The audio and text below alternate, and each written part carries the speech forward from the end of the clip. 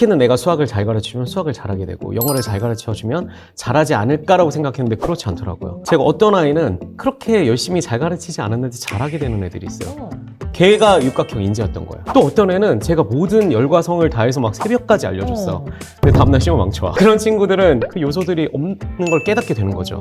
그걸 분석하는데 시작점은 사실 첫 번째 요소였어요. 선천적 그 육각형 인재의 첫 번째 요소가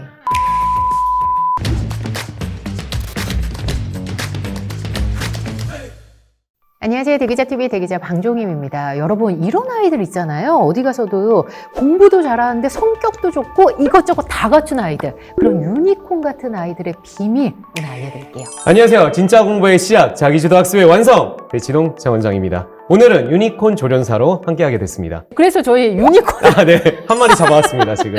제가 키우고 있는 녀석으로. 그래서 오늘 정말 부모님들도 다 같이 고민하고 네. 궁금해하는데 어디 물어볼 데도 없었던 그 그쵸, 비밀 있죠. 그쵸. 근데 그런 애들이 대치동이 많긴 하잖아요. 엄청 많죠. 요번에 또 그 비밀을 좀 아주 담아서 압축적으로 네네. 담아서 대치동 육각형 인재의 비밀이라는 책을 내셨잖아요. 네네네. 육각형 인재 너무너무 궁금했거든요. 네. 이 얘기 좀 해주세요. 대치동 육각형 인재의 비밀. 제가 대치동 들어가서 보니까 물론 시스템들이나 이런 것들도 좋지만 사람 자체 아이들이 되게 훌륭한 친구들이 되게 많더라고요. 그러니까 원래 잘난 친구들도 있고요. 잘나져진 친구들도 있고 그 아이들이 가지는 특성들을 내가 정확히 알면 새로운 인재를 충분히 키워낼 수 있지 않을까. 그리고 특히 이제 정말 마음은 잘하고 싶은데 네. 힘든 친구들, 그런 친구들이 대치동에 진짜 많아요. 네. 너무 열심히 하는데 성장을 못하는 친구들은 이 훌륭한 이 유니콘 같은 아이들의 특성을 얘가 잘 배우면 이직시키면. 네, 훨씬 잘할 수 있지 않을까. 네. 근데 그게 단순히 수학 진도를 빼거나 영단원을 많이 외우는 걸로 되진 않더라고요. 그러니까 진도가 중요한 게 아니라 네. 그 자질을 만드는 게 굉장히 중요하고 예. 그 자질에 대한 요소를 분석하느라 제가 예. 한 10년이 걸렸습니다. 예. 그래서 책 쓰는 데만 5년이 걸리고요. 그 책에 다 녹이셨다면서요. 엄청 쏟아 부어놔서 예, 그래서 두껍더라고요. 네, 보시면 약간 깜짝 놀라실 겁니다. 네. 그럼 원장님, 육각형 인재는 어떤 친구들인가요? 육각형 인재는 일단 기본적으로 공부만 잘하는 게 아니라 우리가 그냥 부러워하는 애들이 있어요. 네. 쟤는 이렇게 공부도 잘하는데 그 그런 애들 있어. 외모도 관리도 잘하면서 네. 인성도 뛰어나고 네, 영어도 운동도 잘하고, 잘하고 운동도 잘하고. 네, 그런 친구들이 있습니다. 근데 여기서 제일 중요한 게 부모님들이 생각하실 때 육각형 인재다 이러면 공부 잘하는 게 첫 번째라고 생각하시죠. 근데 저는 그게 학업 역량이라고 보는데 네. 학업 역량이 6가지 육각형 인재의 축 중에서 가장 하위 요소입니다. 아, 그러면 여기서 제일 중요한 거. 그 육각형 인재에서 6가지의 축, 네. 육각형 인재의 6가지 축은 뭔가요?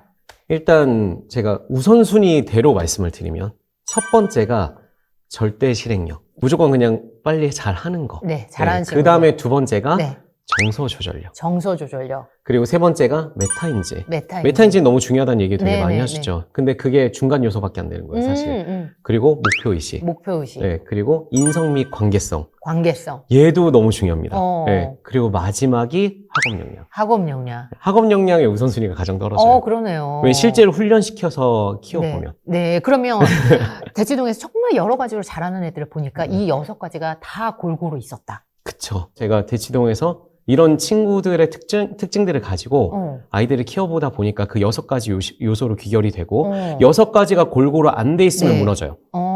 그리고 재밌는 게 후천적으로 완성된 육각형 인재가 있고요. 예. 선천적으로 만들어진 육각형 인재가 있어요. 어떻게 달라요? 그런데 선천적으로 막 만들어진 육각형 인재는 지속 가능성이 좀 떨어지는 경우들이 많습니다. 그래서 우리가 흔히 보면 초등학교 때 날아다녔는데 영재가. 중학교 때 갑자기 사라지고 중학교 때 날아다녔는데 고등학교 때 대치동에서 안 보이고 이런 친구들이 계속 주기적으로 있어요. 그러니까 육각형이라는 게 유지되기 위해서는 네. 훈련의 요소들이 필요한 거고 말씀하신 대로 요소들이 저는 다 갖춰져야 그게 이어지더라고요. 네, 그러면 각각의 6가지가 너무 중요할 거잖아요. 그쵸, 6가지를 정하기까지의 그 23년간 제가 알기로 정말 계속 자기주도 학습에 관심을 가지시고 학생들을 만나오셨잖아요. 네네네네. 대학생 때부터. 네네네. 그 과정을 통해서 이 6가지 요소가 정말 중요하구나. 그리고 정말 잘하는 아이들을 보니까 이 6가지가 있었구나. 이 깨달음을 얻게 된 그 과정과 계기를 좀 알려주시면 좋을 것 같아요. 일단은 제가 그전에는 전과목 과외하고 학원 강사를 하면서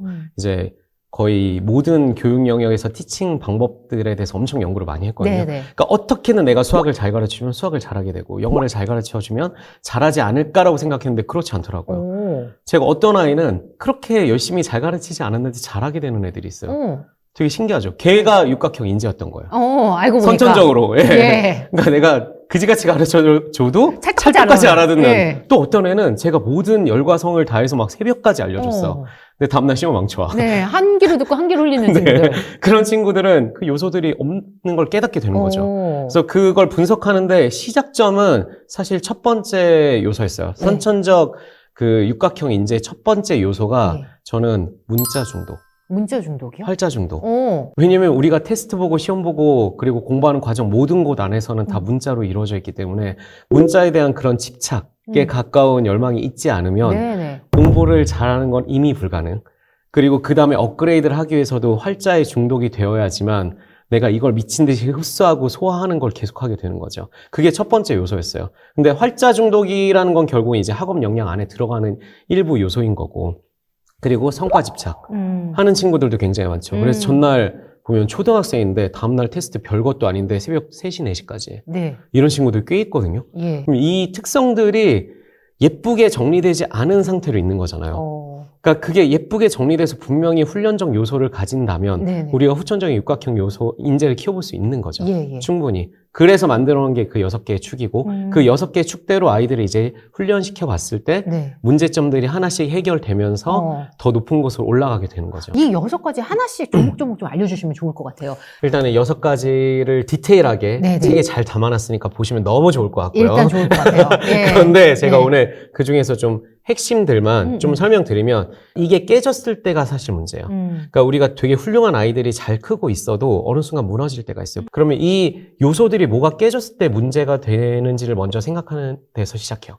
그러니까 저도 그 요소를 찾아낸 게 예를 들면 인성 및 관계성 같은 경우는 되게 그럴듯한 뭐 심리학책에 있는 것 같지만 실제 그게 공부랑 무슨 상관이 있는데 학습 능력을 키우는데 무슨 상관이 있는데 이렇게 생각하기 좋잖아요. 그래서 부모님들이 하는 패착이 다른 친구들과의 관계나 이런 거 생각하지 않고 아이가 어떻게 보면은 자기 걸 지키는 데만 좀 집중하게 키우는 경우들도 꽤 있으시죠. 교육 철학에 따라서 남한테 뺏기지 말고 뭐 불필요한 거 굳이 도와주지 말고 이렇게 얘기하시는데 네네. 우리가 본 엄칠 딸들은 네.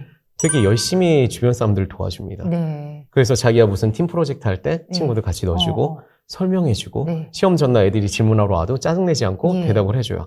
근데 그게 결국 학습 능력으로 이어지는 거죠. 그리고 인성이나 관계성이 안 좋았을 때 네. 제일 터지는 게 저는 고등학생 때, 예. 그러니까 초중등 때는 부모님들이 간과하기 되게 쉽거든요. 학교 애들이랑 요즘은 그렇게 안 친하게 지내고 잘 못 지내도 시간을 보낼 수가 있어요. 근데 고등학교 때는 그게 엄청 심하게 터져요. 고2 때가 정점이라고 보시면 됩니다. 진짜 무서울 정도로. 왜냐면 고2 때는 다들 민감한 시기라 네. 이런 인성과 관계성에서 문제가 생긴 친구들은 학습 몰입도가 확 낮아져요.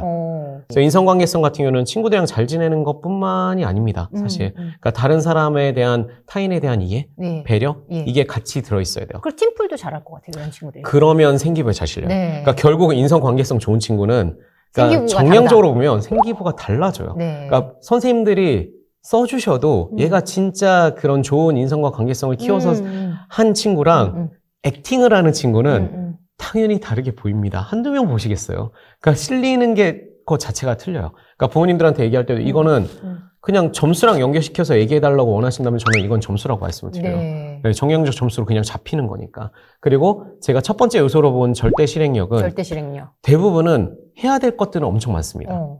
근데 그 해야 될 것들 안에서 뭔가 뭐부터 시작해야 되는지 우왕좌왕하거나 아니면 앉아서 자기가 해야 될 것들을 펼쳤을 때 순간 몰입도를 바로 만들어내는 게 정말 힘들어요. 저는 공부 마찰이라고 표현해요. 그러니까 시작할 때 대부분 다 마찰력이 있습니다. 움직이는 게 되게 힘들어요. 그러니까 일단 책상에 앉는 거 힘들고요. 앉아서 책 펼치는 게 힘들고요. 펼친 다음에 내 뇌를 쓰는 건 그 다음 단계예요.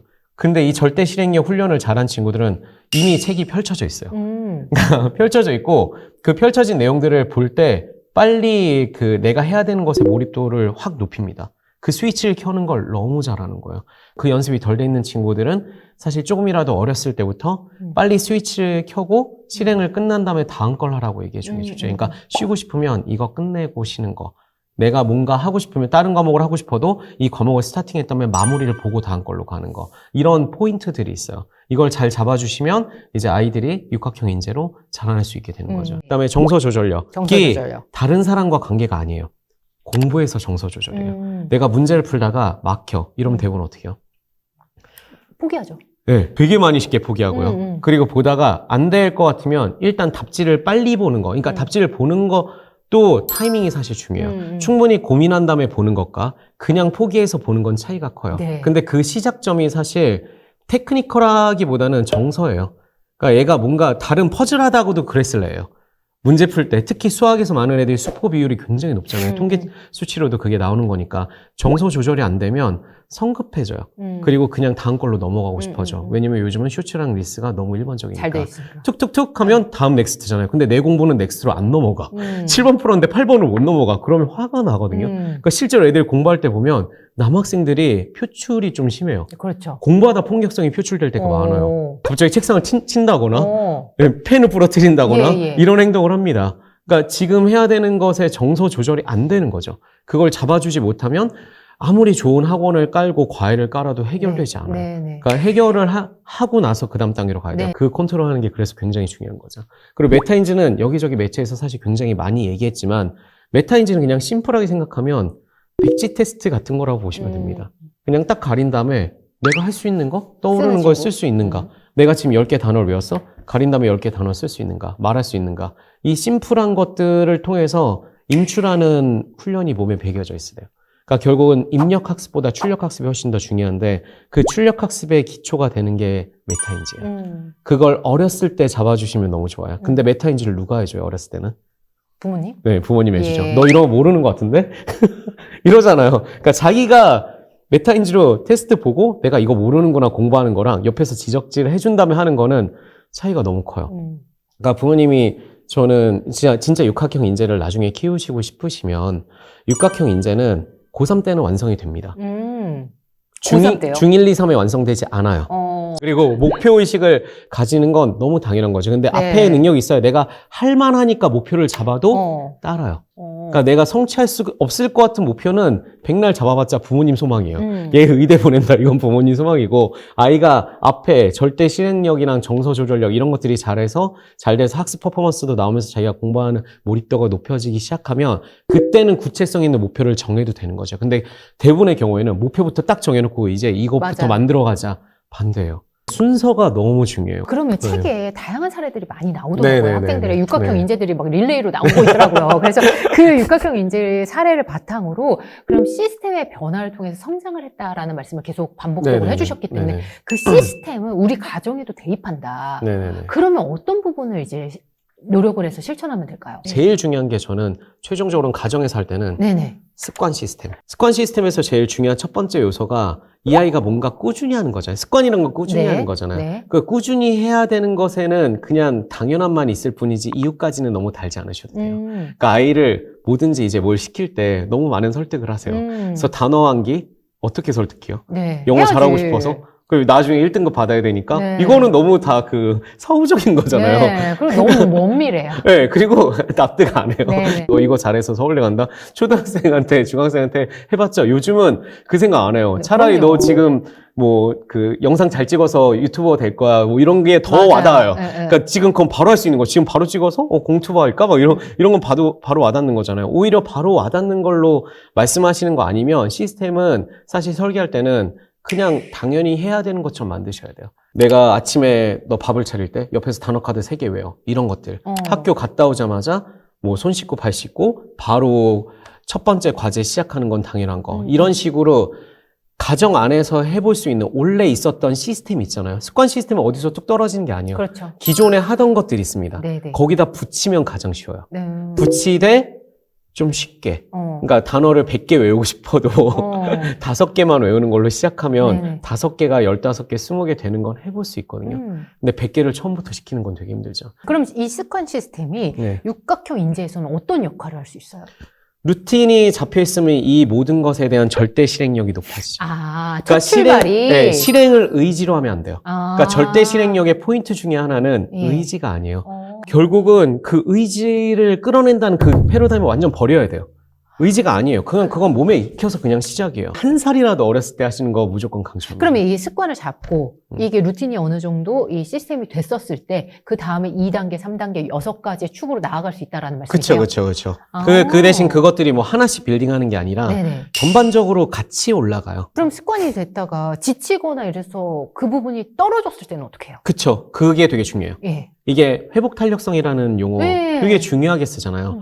회복 탄력성을 키우는 게 정서 조절력이에요. 그러니까 정서 조절의 경험이 있어야 돼요. 그러니까 그건 경험해야 돼요. 아, 그러면 멘탈과 감정도 경험을 통해서 훈련해야 된다? 그쵸. 깨졌어야지 일어설 수 있는 거 아닙니까? 그 중학생들 중에서 진짜 계속 전교 1등을 찍다가 찾아오는 애들 있어요. 전교 1등을 찍다가 갑자기 시험에서 막 수학이 60점 아니면 영어가 50점 이렇게 급폭락을 한두 과목에서 하는 경우들이 있어요.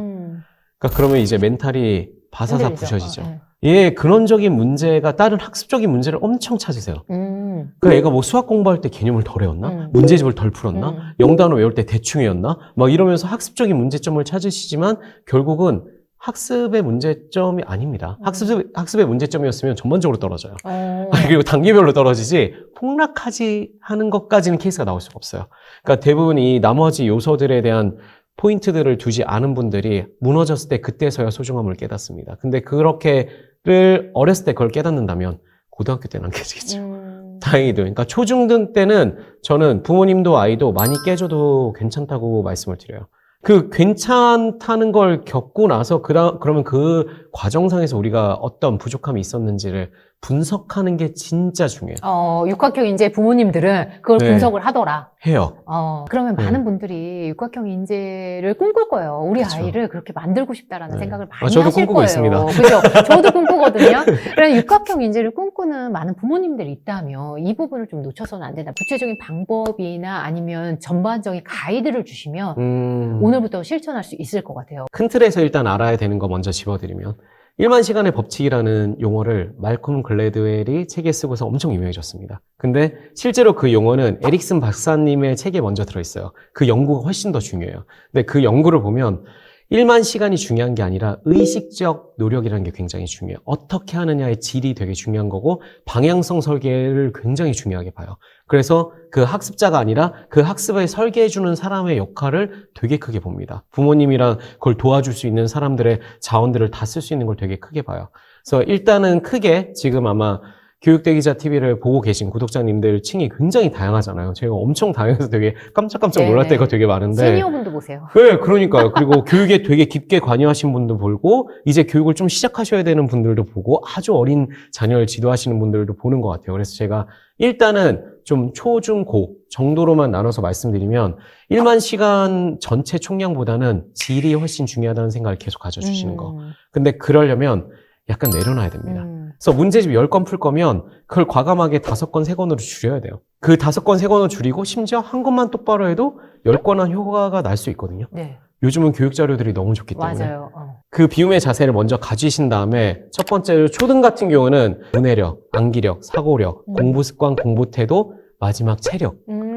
이 6가지 요소를 골고루 키워주려고 좀 더 노력해 주시는 게 초등 때는 저는 제일 포인트. 베스트. 그러니까 많이 가면 한 중2 때까지 이 6가지 포인트가 선행 속도 나는 것보다 더 중요하고요. 그리고 중등 가면은 깨지라고 얘기했잖아요. 깨지는 경험은 초등 때 많이 해봤자 별로 크지 않아요. 뭐 그 반에서 시험 보는 테스트 몇 개 있지도 않은데 봐봤자 그거 깨진다고 애들 멘탈 안 나가잖아요. 근데 네. 중등은 실패 경험할 수 있는 아주 소중한 기간. 뭐가 있어요? 학교에서 시험? 내신 시험. 이건 자기 힘으로 실패를 겪어보는 걸 한 번 이상은 해야 됩니다. 네. 그러니까 그걸 안 하고 내신을 내내 잘 본다? 이거는 위험 요소를 사실 키울 수도 있는 거예요. 과목 중에서 얘가 잘난 체 하는 과목이 있어요. 걔는 자기 힘으로 해보게 해보세요. 그래서 실제로 자기 힘으로 했을 때 깨지는 요소를 분석하면 얘 공부 허점들이 나오겠죠. 네. 그걸 챙겨줄 수 있는 거예요. 그 허점을 발견하는 그 기회를 중학교 때 삼아라고. 네. 그걸 안 하면 고등 때 잘할 하잖아요. 수가 없습니다. 네. 고등 같은 경우는 이제 이거는 본격적인 세계로 들어가는 거잖아요. 그런데 고등학생 친구들 중에서 공부 효율성 떨어지는 친구들이 너무 많아요. 절대 시간은 많이 앉아 있어요. 그래서 그 많은 친구들이 대치동 같은 경우는 미친 듯이 공부하지만 성적은 천차만별이죠. 이유가 있어요. 네. 방법론이 틀려 먹었는데 네. 바꾸질 않아요. 고집이 세. 고등학생 정도 되면 네. 자기 방법을 엄청 우깁니다. 네네. 실패를 해도 그래서 좋은 방법을 그때는 진짜 더 찾아야 돼요. 네. 그러니까 아이가 뭔가 삽질을 한다? 방법론에 문제가 있는 게 확실합니다. 아니 그리고 제가 책을 보니까 진단도 돼 있고 부록에 자세한 아이들을 네네네. 성향을 알 수 있는 로드맵, 가이드, 네네네네. 차트 네네. 이런 것들이 많이 포함되어 있더라고요. 그래서 제가 아마 지금 이제 QR코드로 예. 이제 찍으면 육각형 인재 척도 테스트들이 나와 챕터별로 있죠. 쫙 담겨 있거든요. 네네. 엄청 많이 만들어놨어요. 네네. 육각형 인재를 그러면 구체적으로 좀 더 만드는 방안 네. 불러주신다면 그렇게 다시 두 번째로 모시도록 아, 네. 하겠습니다. 함께해 주셔서 감사합니다. 네, 감사합니다. 대기자 TV